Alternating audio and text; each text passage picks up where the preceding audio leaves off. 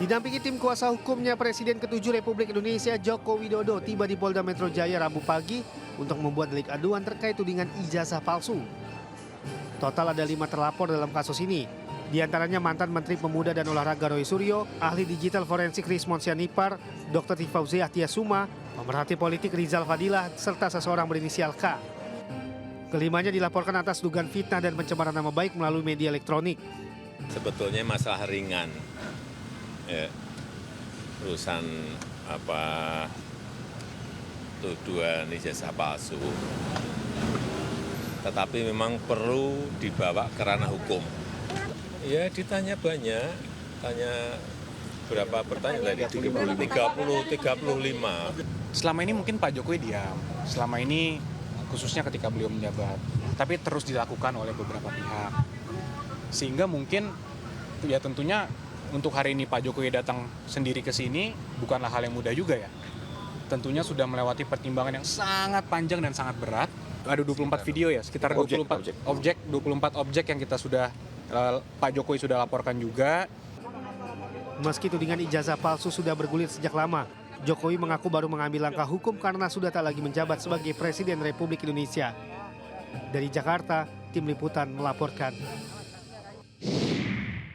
Tahap yang sedang kami lakukan dalam hal ini, Polda Metro Jaya angkat bicara soal laporan yang dibuat mantan Presiden RI Joko Widodo. Kabid Humas Polda Metro Jaya Kombes Pol Ade Arisham membenarkan pasca pembuat laporan, Jokowi langsung dimintai keterangannya di Subdit Keamanan Negara Kamnek. Ade Ari juga membenarkan Jokowi dapat 35 pertanyaan dari penyidik, dan kini penyidik tengah melakukan pendalaman akan laporan tersebut. jadi setiap laporan dari masyarakat yang masuk, kemudian dilakukan tahap pendalaman dalam rangka penyelidikan. Ya, penyelidikan adalah serangkaian upaya yang dilakukan oleh penyelidik untuk mendalami apakah peristiwa yang dilaporkan itu ada dugaan tindak pidana atau tidak. Sebelumnya Presiden ke-7 RI Jokowi melaporkan 5 orang terkait tudingan ijazah palsu ke Polda Metro Jaya. Mereka yang dilaporkan diantaranya mantan Menpora Roy Suryo, ahli digital forensik Rismon Sianipar, Dr. Tifauziah Tiasuma, pemerhati politik Rizal Fadilah, serta seorang berinisial K.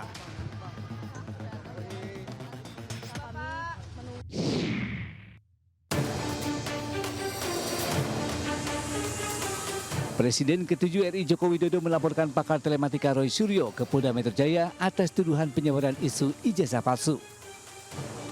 Atas adanya laporan itu, Roy Suryo pun menanggapinya dengan santai. Menurut Roy Suryo, pelaporan dirinya oleh Jokowi merupakan bentuk kemajuan karena menurutnya Jokowi tak pernah hadir baik laporan ataupun di persidangan. Roy bahkan berharap Jokowi tak hanya berani melapor, tetapi juga hadir dalam berbagai persidangan dan pemeriksaan hukum lainnya.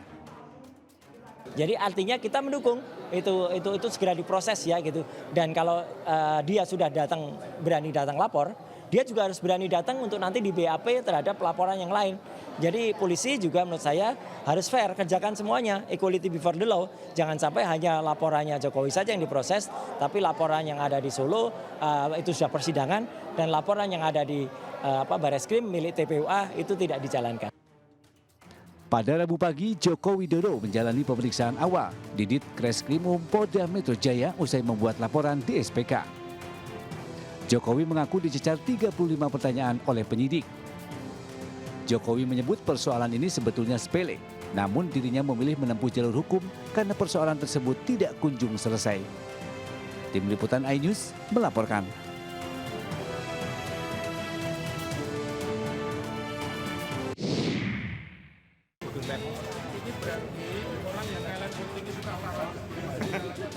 Sidang lanjutan gugatan tuduhan ijazah palsu terhadap Presiden ke-7 RI Joko Widodo digelar hari ini di Pengadilan Negeri Kota Solo.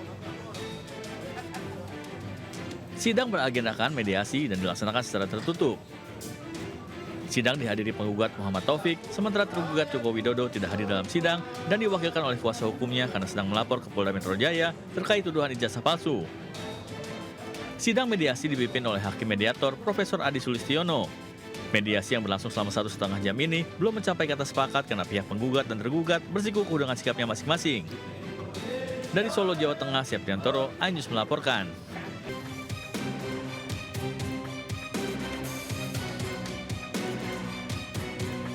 Dua kelompok pemuda terlibat aksi saling serang di kawasan Kemang, Jakarta Selatan. Satu kelompok pemuda di balik tembok sebuah bangunan dan kelompok lainnya berada di dekat jalan raya. Kelompok yang berada di jalan terlihat menggunakan senapan angin atau airsoft gun. Bentrokan terjadi saat aktivitas warga sedang ramai sehingga sempat membuat kemacetan. Petugas kepolisian datang ke lokasi meminta kedua kubu untuk menahan diri dan mematuhi peraturan yang berlaku. Tidak butuh waktu lama, situasi pun kembali kondusif. Bentrokan diduga akibat permasalahan penjagaan lahan kosong. Untuk mengantisipasi bentrokan susulan, petugas kepolisian dan unsur TNI berjaga di sekitar lokasi. Saat ini petugas telah mengamankan 19 orang untuk dimintai keterangan terkait bentrokan tersebut.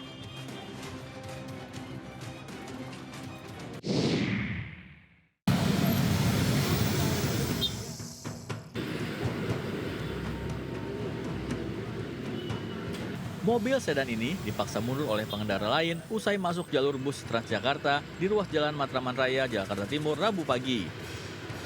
Mobil tersebut diketahui masuk jalur bus Transjakarta dari arah Jatinegara menuju Salemba.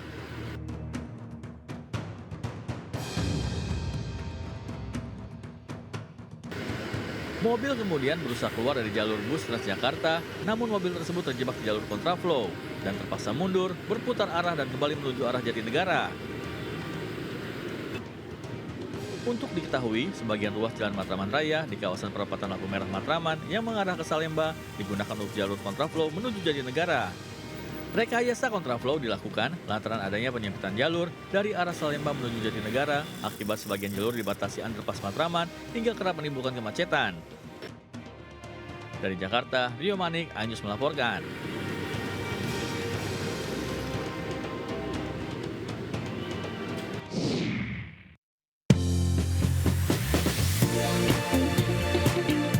Selamat malam pemirsa, menemani istirahat Anda, tim redaksi kami telah menyiapkan beragam informasi menarik.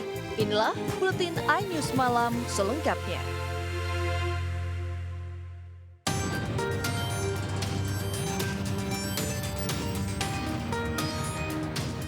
Kasus pelemparan batu ke mobil di Jalan Ahmad Yani, Cirebon, Jawa Barat viral di media sosial.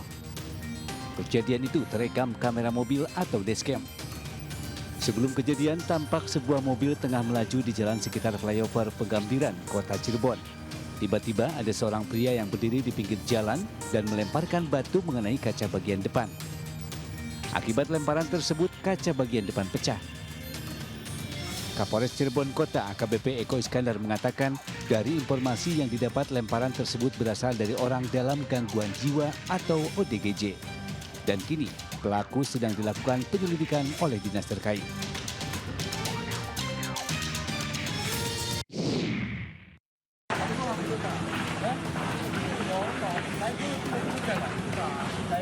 Kebakaran terjadi di Grand Cempaka Resort, Kabupaten Bogor, Jawa Barat, Rabu siang. Api membakar tempat penyimpanan barang di area penginapan. Beberapa saat setelah kebakaran, petugas pemadam berhasil menjinakkan api. Tidak ada korban jiwa dalam kebakaran dan kegiatan operasional hotel tetap berjalan.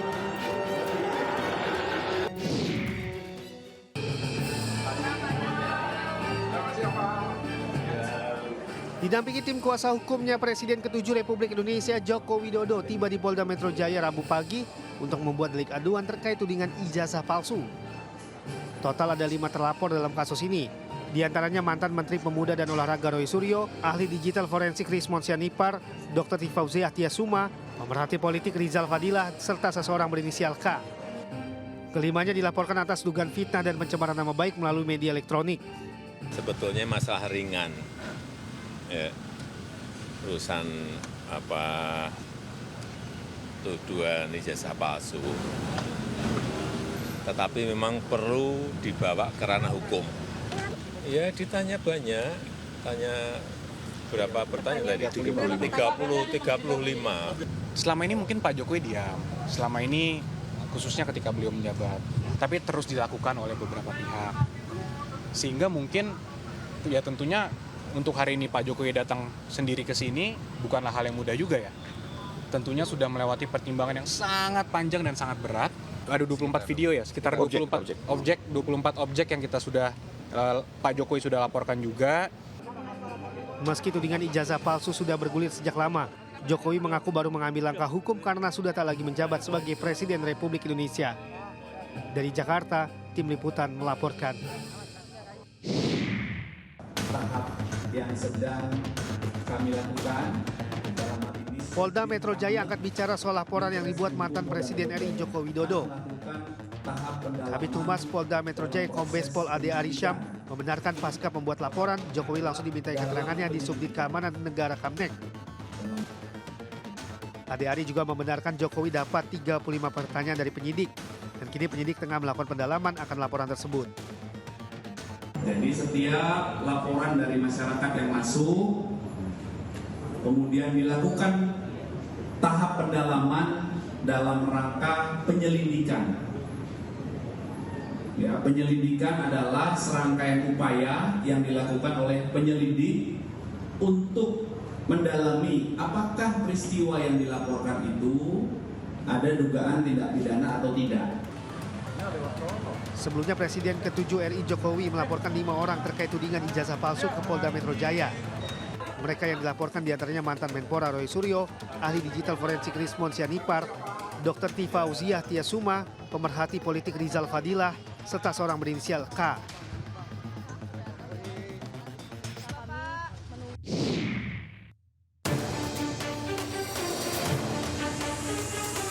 Presiden ke-7 RI Joko Widodo melaporkan pakar telematika Roy Suryo ke Polda Metro Jaya atas tuduhan penyebaran isu ijazah palsu. Atas adanya laporan itu, Roy Suryo pun menanggapinya dengan santai. Menurut Roy Suryo, pelaporan dirinya oleh Jokowi merupakan bentuk kemajuan karena menurutnya Jokowi tak pernah hadir baik laporan ataupun di persidangan. Roy bahkan berharap Jokowi tak hanya berani melapor, tetapi juga hadir dalam berbagai persidangan dan pemeriksaan hukum lainnya. Jadi artinya kita mendukung itu segera diproses ya gitu. Dan kalau dia sudah berani datang lapor, dia juga harus berani datang untuk nanti di BAP terhadap laporan yang lain. Jadi polisi juga menurut saya harus fair, kerjakan semuanya, equality before the law. Jangan sampai hanya laporannya Jokowi saja yang diproses, tapi laporan yang ada di Solo itu sudah persidangan, dan laporan yang ada di Bareskrim milik TPUA itu tidak dijalankan. Pada Rabu pagi, Joko Widodo menjalani pemeriksaan awal di Ditreskrimum Polda Metro Jaya usai membuat laporan di SPK. Jokowi mengaku dicecar 35 pertanyaan oleh penyidik.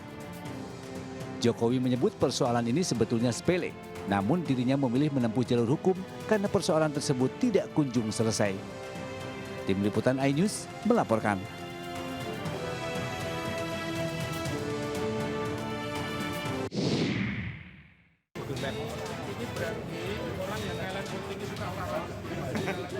Sidang lanjutan gugatan tuduhan ijazah palsu terhadap Presiden ke-7 RI Joko Widodo digelar hari ini di Pengadilan Negeri Kota Solo. Sidang beragendakan mediasi dan dilaksanakan secara tertutup. Sidang dihadiri penggugat Muhammad Taufik, sementara tergugat Joko Widodo tidak hadir dalam sidang dan diwakilkan oleh kuasa hukumnya karena sedang melapor ke Polda Metro Jaya terkait tuduhan ijazah palsu. Sidang mediasi dipimpin oleh Hakim Mediator Profesor Adi Sulistiono. Mediasi yang berlangsung selama 1,5 jam ini belum mencapai kata sepakat karena pihak penggugat dan tergugat bersikukuh dengan sikapnya masing-masing.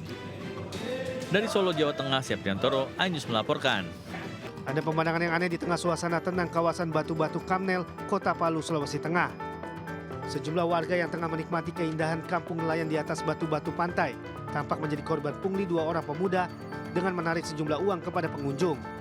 Pihak pemerintah Kota Palu langsung mengambil tindakan tegas, berkoordinasi dengan pihak kepolisian dan melakukan penertiban di kawasan tersebut.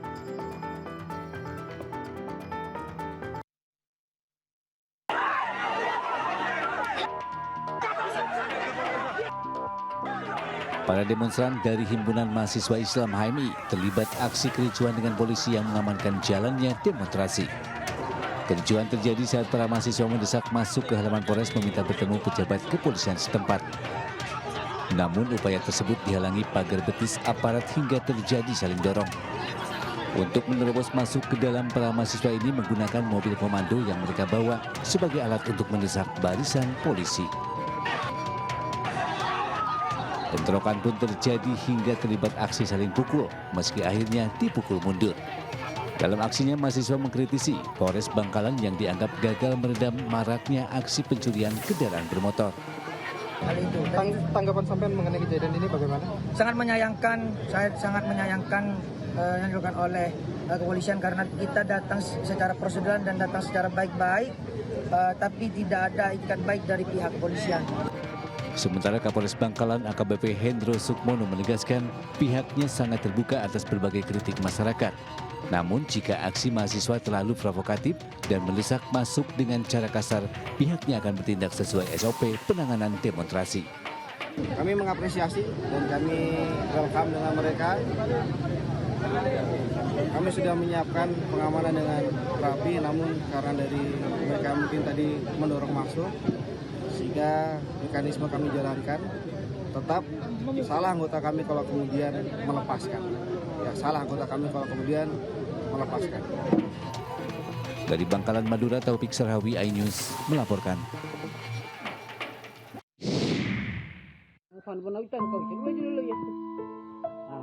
Seorang anak tega diduga merendam ibunya di kubangan lumpur bekas galian sumur di Nias, Sumatera Utara. Korban berusia 80 tahun terlihat lemas saat direndam selama 1 hari 1 malam. Hingga saat ini belum diketahui alasan pasti di balik tindakan sang anak merendam orang tuanya yang sudah lansia tersebut. Sementara itu, Kasih Humas Polres Nias, Aibda Motivasi Gea, mengatakan belum menerima laporan soal peristiwa tersebut. Pihaknya bakal menelusuri tentang kebenaran video itu.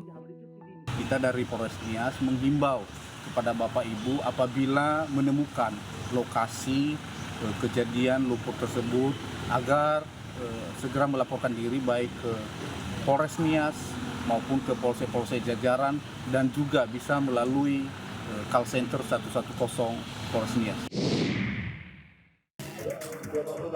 Pemilik warung kelontong di Jalan Bakti Cilincing, Jakarta Utara ditodong sekelompok remaja bersenjata api dan bersenjata tajam. Dari rekaman CCTV, pelaku bersama kelima temannya menodongkan senjata ke arah pemilik warung dan 2 orang remaja yang saat itu sedang berbelanja. Ketika melakukan penodongan, pelaku bertanya tentang identitas seseorang yang dicarinya. Tidak mendapat jawaban yang diinginkan, pelaku bersama kelima temannya pun meninggalkan warung korban. Dia anak-anak itu nanyain ke saya, nanyain yang lagi bakar-bakar di depan. Dia ngotot, saya pengen ditodong senjata itu. Itu berapa orang yang datang, Pak? 6 orang. Semuanya bawa senjata atau gimana yang abang lihat? Bawa senjata semua. Atas kejadian ini, korban melapor ke Polsek Cilincing, Jakarta Utara dengan harapan para pelaku dapat segera ditangkap agar tak lagi meresahkan warga.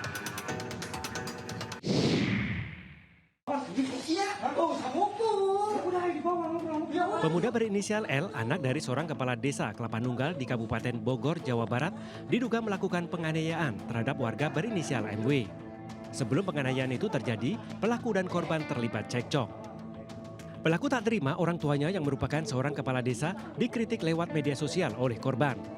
Pelaku pun langsung menghampiri rumah korban dan menganiayanya. Akibatnya korban mengalami luka memar di bagian kepala dan melaporkan kejadian yang menimpanya ke pihak berwajib. Iin Indrastuti, seorang ibu di Kecamatan Ampel, Boyolali, Jawa Tengah, menjadi penganiayaan dengan senjata tajam oleh Suwarso tetangganya sendiri. Motif sementara diduga pelaku belum menerima kenyataan bahwa rumah miliknya sudah menjadi milik orang lain. Diketahui rumah yang baru dibeli korban sebelumnya adalah rumah pelaku yang dibelinya lewat lelang yang diadakan sebuah bank. Pihak kepolisian telah mengamankan pelaku bersama barang bukti berupa sabit yang digunakan dalam penyerangan.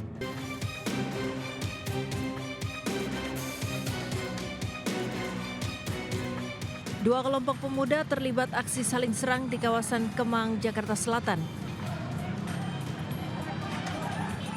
Satu kelompok pemuda di balik tembok sebuah bangunan dan kelompok lainnya berada di dekat jalan raya.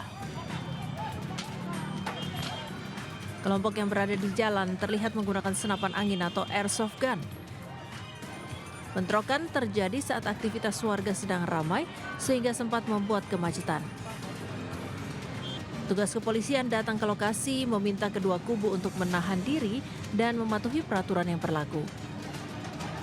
Tidak butuh waktu lama, situasi pun kembali kondusif. Bentrokan diduga akibat permasalahan penjagaan lahan kosong. Untuk mengantisipasi bentrokan susulan, petugas kepolisian dan unsur TNI berjaga di sekitar lokasi. Saat ini petugas telah mengamankan 19 orang untuk dimintai keterangan terkait bentrokan tersebut.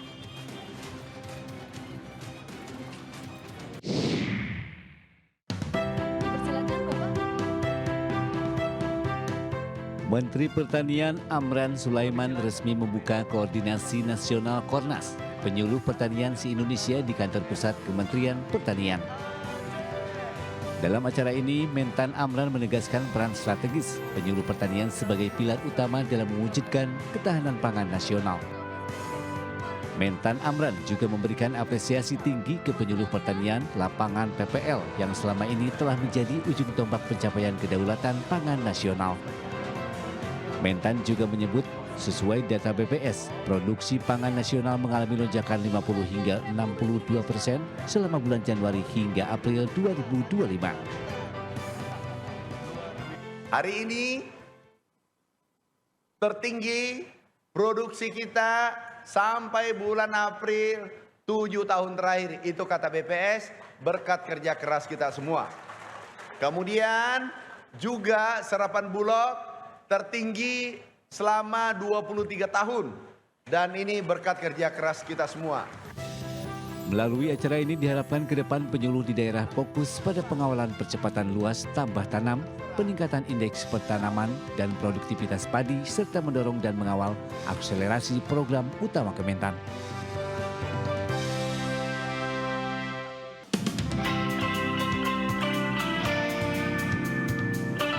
Meski masih terbilang muda, Rasha Alteza Gandhi, usia 9 tahun, mampu menunjukkan prestasinya di cabang olahraga pencaksilat. Sejumlah prestasi pernah diraih dirinya, seperti pada kejuaraan silat Jawa Barat Piala Menpora dan kejuaraan silat Piala Kapolri Cup. Bahkan, di kejuaraan internasional seperti Australia Championship 2024 dan Shah Alam City International Championship 2023, siswa kelas 3 di SDN Pangarakan 2, Srogol, Kabupaten Bogor, Jawa Barat ini mampu meraih medali emas.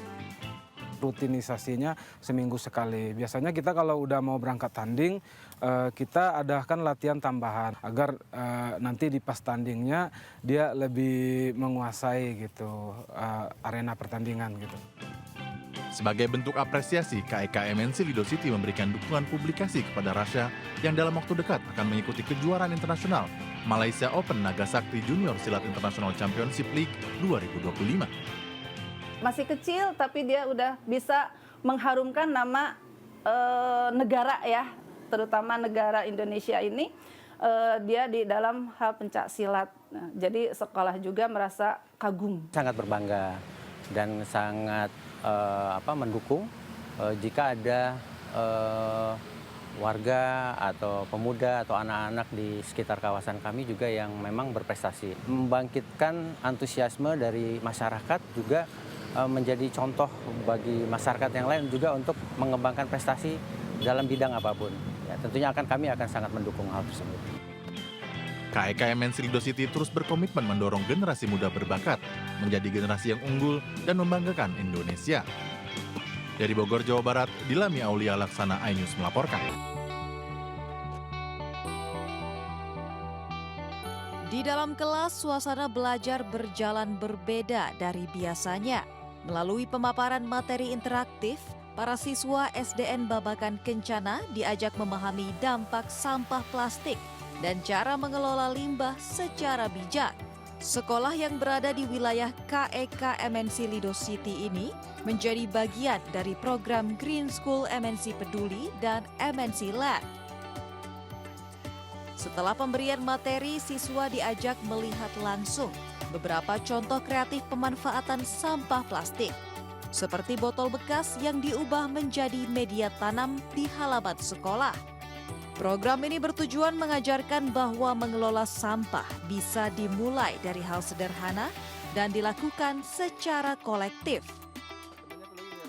Limbah plastik merupakan limbah terbesar di dunia. Kami, MNC Land dan MNC Peduli melaksanakan kegiatan edukasi untuk memanfaatkan limbah plastik di SD Babakan Kencana yang merupakan yang berada di wilayah kami di KEK MNC Lido City. Saya sangat berterima kasih kepada MNC Peduli yang telah mengenalkan kepada kami konsep Green School, memanfaatkan sampah plastik menjadi barang yang lebih produktif. Kami senang banget MNC Peduli bisa datang ke sini dan mengajarkan hal baru untuk kami. Jadi sekolah gak bikin bosan deh.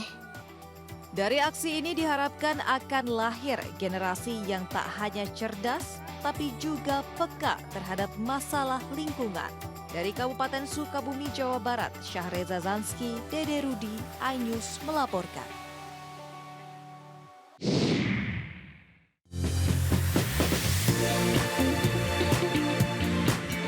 Informasi tadi sekaligus mengakhiri perjumpaan kita malam hari ini.